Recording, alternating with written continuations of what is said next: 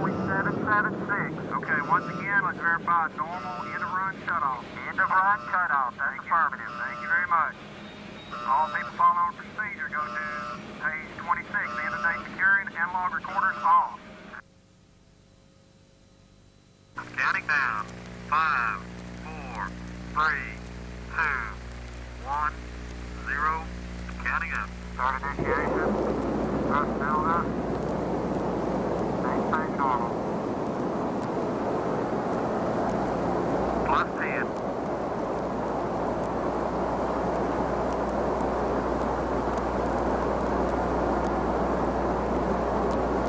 Plus 20.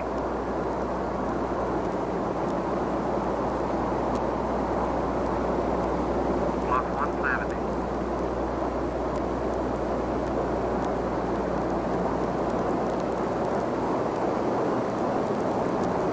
Plus 180.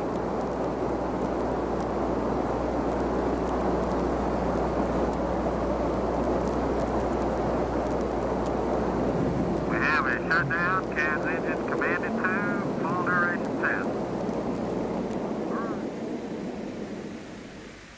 2, 1, 0.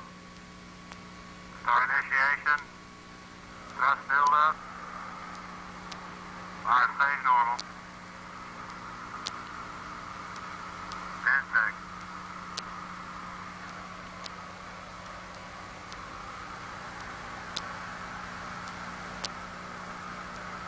20 seconds.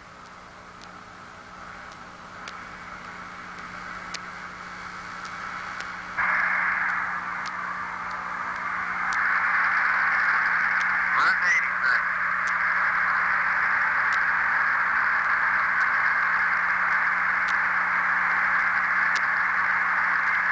190.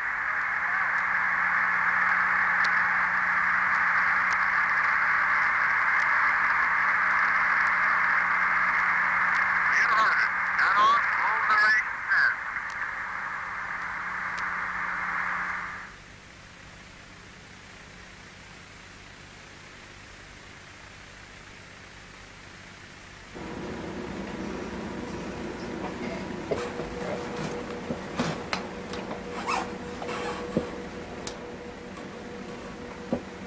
Fire.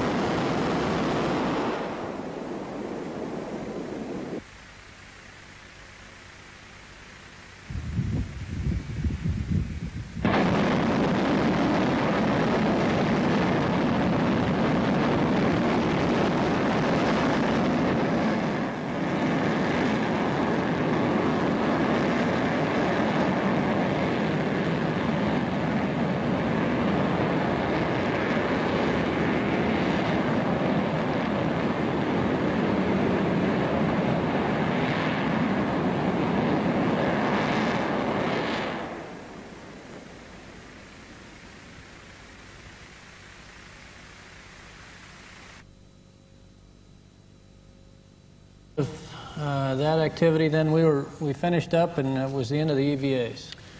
With the EVA successfully completed, it was time to let Hubble fly free again. And it's a little bit, I guess, like having your kids come home from college. You know, we were really happy to see Hubble when it showed up, and when it was time to send it off, we were really happy to see it go. Once again, I got to grapple it and raise it up off of the FSS, bring it forward in the bay, release it from the arm, and then I told Scott to go ahead and execute the maneuver, which he did. The maneuver was kicked off by firing the forward jets, and as soon as we did that, we fired the jets. The orbiter went back, and the telescope flew right over the top window. This is a view right over our heads, looking out the starboard window, and it was pretty amazing to see this large telescope fly right over our heads. The maneuver after the telescope went out of the window, took us so we flew like a loop over and atop the telescope. So the next thing we saw about 15 minutes later was the telescope flying over Sharks Bay, Australia. We saw a lot of Sharks Bay. Never got tired of it. Never got tired. It was a beautiful sight. And then we got to see the telescope, almost like a telescope riser, set as it goes across the horizon with the beautiful blue planet in the back.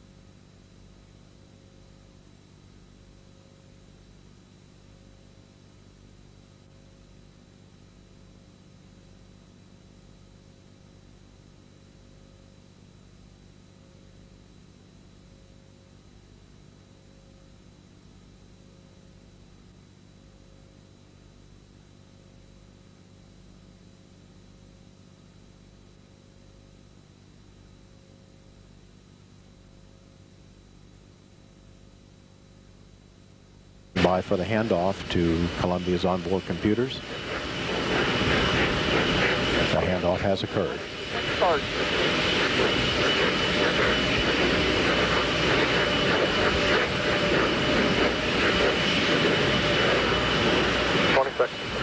Firing chain is on. 15 seconds.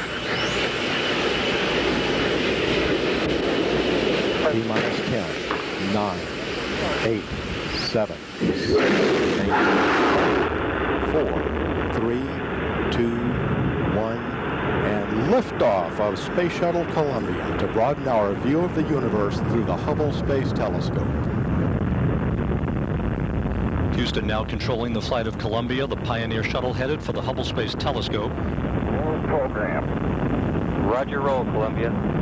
Columbia into the roll, placing the shuttle in a heads-down, wings-level position for the 8.5-minute ride to orbit. 25 seconds into the flight, Columbia's 3 liquid fuel main engines now throttling back in a 3-step fashion to 72% of rated performance, reducing the stress on the shuttle as it breaks through the sound barrier. Already 2 miles in altitude, 1.5 miles downrange, leaving an incandescent trail behind it. Columbia headed for Hubble. Hubble almost directly over the Cape at this moment. 3 engines now throttling down, soon to throttle back up to 104% of rated performance. The main engines, along with the 3 fuel cells and 3 hydraulic power units, all functioning normally. Standing by. Columbia, Houston, you are go at throttle up. Columbia copies, go at throttle up. That throttle up call from Capcom Mark Polanski, acknowledged by Commander Scott Altman aboard Columbia. Altman joined on the flight deck by pilot Dwayne Carey, flight engineer Nancy Curry, and mission specialist John Grunsfeld, Rick Lenahan, Jim Newman, and Mike Massimino seated down on the middeck. Columbia tracking right down the pike, 15 miles in altitude, 11.5 miles downrange, heading due east from the Kennedy Space Center for an altitude of 350 statute miles in pursuit of Hubble. 1 minute, 45 seconds into the flight, about 15 seconds prior to solid rocket booster separation. Standing by for SRB separation.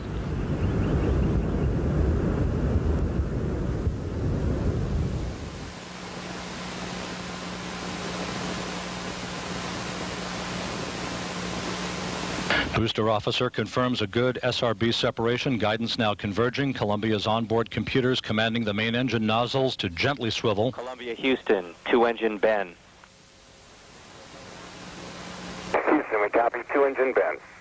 That call from Capcom Mark Polanski indicates that if one engine should fail right now, Columbia could make a transoceanic abort to Ben Guerir, Morocco. However, as it climbs into dawn, Columbia right on the money, aiming the shuttle for a precise keyhole in space for main engine cutoff.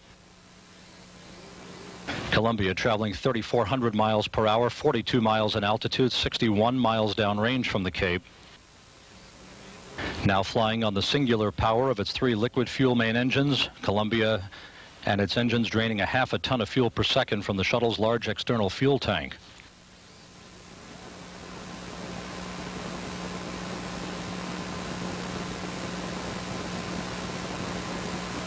Three minutes, 10 seconds into the flight, all of Columbia's systems functioning normally. Columbia returning to orbit for the first time since July 1999.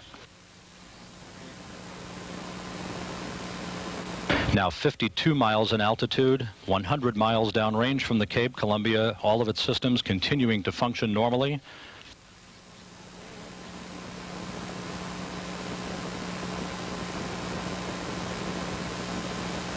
Three good main engines, 3 good auxiliary power units, 3 good power-producing fuel cells for the oldest shuttle in the fleet, almost 21 years since its first flight.